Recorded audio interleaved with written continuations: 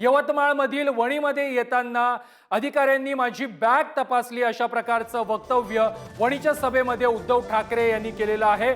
मोदी शहांच्या बॅगा तपासता का असा सवाल देखील या सभेतून ठाकरे यांनी पोलीस अधिकाऱ्यांना विचारलेला आहे। दाढीवाले मिंदे गुलाबी जॅकेटवाल्यांची बॅग कधी तपासली आहे का असा संतापजनक सवाल देखील ठाकरेंनी उपस्थित केलेला आहे। त्यांच्या बॅगा आता मवियाचे कार्यकर्ते तपासतील अशा प्रकारचा इशारा देखील उद्धव ठाकरे यांनी यवतमाळमधील वणीच्या सभेतून दिला आहे। मी हेलिकॉप्टरने आल्यावरती 8-10 जण माझ्या स्वागतासाठी उभे होते। म्हटलं काय करायचंय? नाही बॅग तपासायची। म्हटलं तपासा।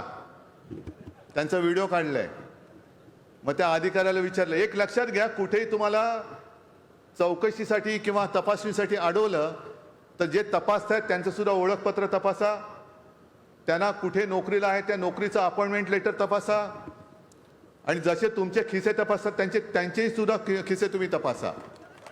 कारण हा अधिकार आहे आपला, हा अधिकार आहे मतदात्याचा, तो मूलभूत अधिकार आहे लोकशाहीचा। तो कोणालाही तुम्हाला अडवता येणार नाही। तुम्ही सुद्धा त्याचं सगळं तपासा। पंतप्रधान असो, अमित शहा असो, मिंदे असो, देवेंद्र असो, अजित पवार असो, यांच्या बॅगा जर का निवडणूक अधिकारी तपासणार नसतील तर महाविकास आघाडीचे कार्यकर्ते तपासतील।